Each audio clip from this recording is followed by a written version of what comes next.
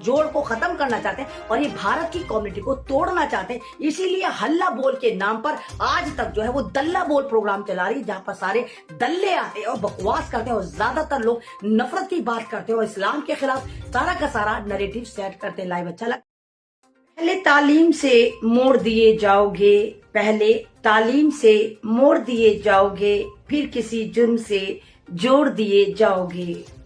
हाथ से हाथ की जंजीर बनाकर निकलो, हाथ से हाथ की जंजीर बनाकर निकलो, वरना धागे की तरह तोड़ दिए जाओगे। अस्सलाम वालेकुम, मैं आपके सामने ऐमन रिजवी और ये एक छोटा सा पेज है। जैसा कि आप तमाम लोग जानते हैं कि मेरा फेसबुक पेज, मेरा फेसबुक अकाउंट सरकार ने डर कर रिमूव कर दिया, सस्पेंड कर दिया, क्योंकि सरकार हर उन लोगों से, उन आवाजों से डरती है जो इनकी पोल पट्टी खोलती है। आज मैं आपके सामने एक बहुत अहम मुद्दा लेकर आई हूँ। मुद्दे का नाम है, जैसे अगर आप लोगों के घरों में टीवी हो तो एक अंजना ओम कश्यप हैं जो आज तक पर हल्ला बोल प्रोग्राम को चलाती हैं। हल्ला बोल प्रोग्राम की एक छोटी सी क्लिप मेरे पास आई है, क्योंकि मेरे घर में ना टीवी है, ना मुझे मालूम है कि कौन सा चैनल कहां पर किस वक्त कौन सी नफरतें भगा रहा होता है। तो वो क्लिप मैंने देखी तो उसमें बीजेपी के एक नेता हैं जिनका नाम है सुधांशु राय। अब बीजेपी एक ऐसी पार्टी है कि जैसे आप जानते हैं कि इन्होंने कुछ करा भरा तो है नहीं।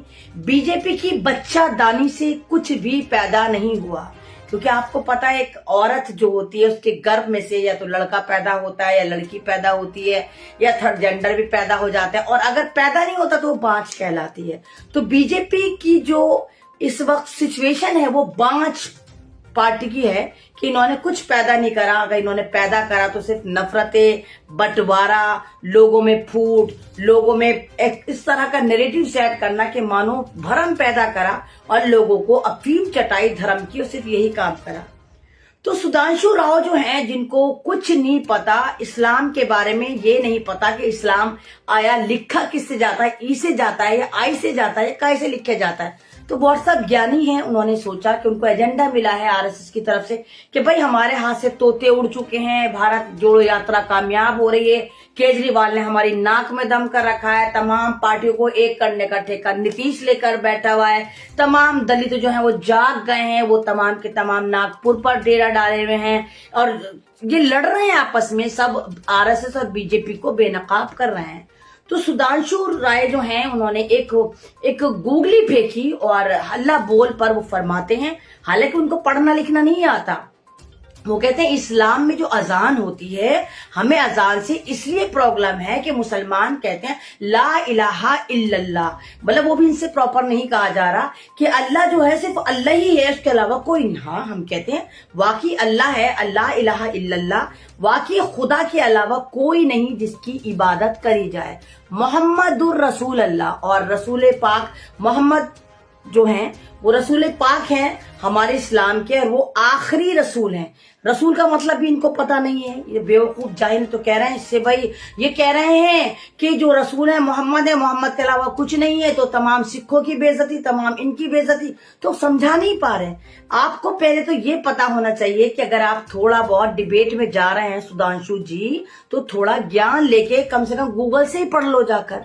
इस्लाम में 1,24,000 पैगंबर आए और पैगंबर और रसूलों में इतना फर्क है कि रसूल जो है वो मात्र 4-5 आए। 4 रसूल वो जिनके ऊपर रिसालत यानी किताबें नाजिल हुई, जैसे तौरात है, जबूर है, इंजील है, और आखिरी किताब कलाम पाक, यानी 4 किताबें जिन पे नाजिल हुई वो रसूल कहलाए। उससे पहले किताबचे भी आए, सहीफे भी आए। तो रसूलों की तादाद जो है वो इस्लाम में बहुत कम है। और सुधांशु राव जो आप ये एक तरह के इस्लाम के खिलाफ फर्जी नैरेटिव सेट करने की जो आपने एक चाल चली, आप इसमें नाकाम होंगे। अगर आप ये चाहते हैं कि भारत की सिख कम्युनिटी मुसलमानों के करीब आ रही है, आप उनको जुदा करना चाहते हैं ये फर्जी वाड़ा करके कि आप जो कह रहे हैं कि सिखों की तौहीन है, इसकी तौहीन है, तो पहले सुधांशु राव आप जो हैं पहले इस्लाम की स्टडी करें।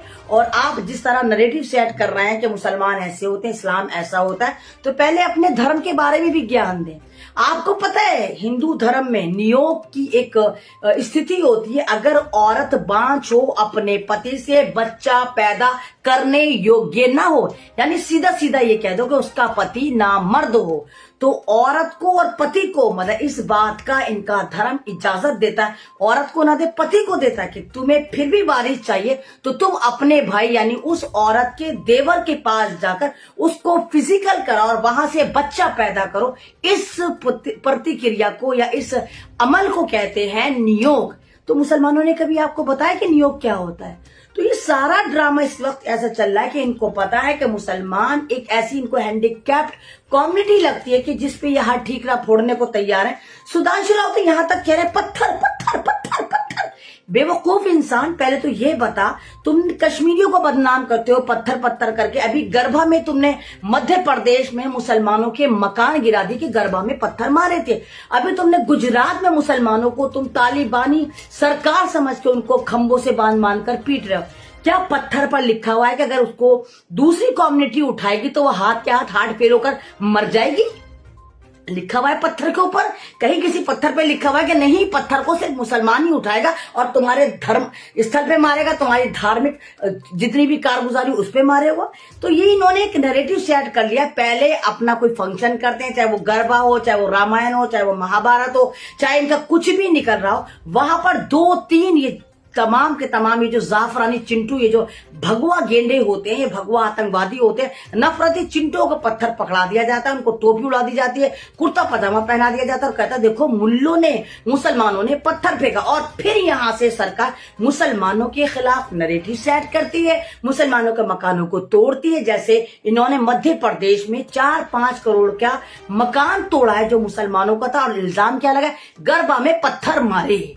ठीक, तो ये तमाम का तमाम आप तमाम लोगों को सोचना पड़ेगा कि ये सरकार जो एक नपुंसक सरकार है, ये सरकार जो एक बांझ सरकार है, ये सरकार जिसके पास बच्चादानी है ही नहीं, जिसके पास बच्चादानी नहीं, वो क्या पैदा करेगा? यानी विकास पैदा नहीं करा, महिलाओं को सम्मान पैदा नहीं करा, किसानों का सम्मान पैदा नहीं करा, पूरे भारत को बेच खाया, भारत को डिजिटलाइज नहीं करा, भारत में नफरतें पैदा करी। तो ये बांझ सरकार जो है ये अब इस वक्त मुसलमानों के खिलाफ नैरेटिव सजा रही है और प्रोग्राम कोई हल्ला बोल, कोई फल्ला बोल, कोई दल्ला बोल। तो ये प्रोग्राम हल्ला बोल रहे, यहाँ पर दल्ला बोले, जहां पर तमाम दल्ले आके बकवास करते हैं।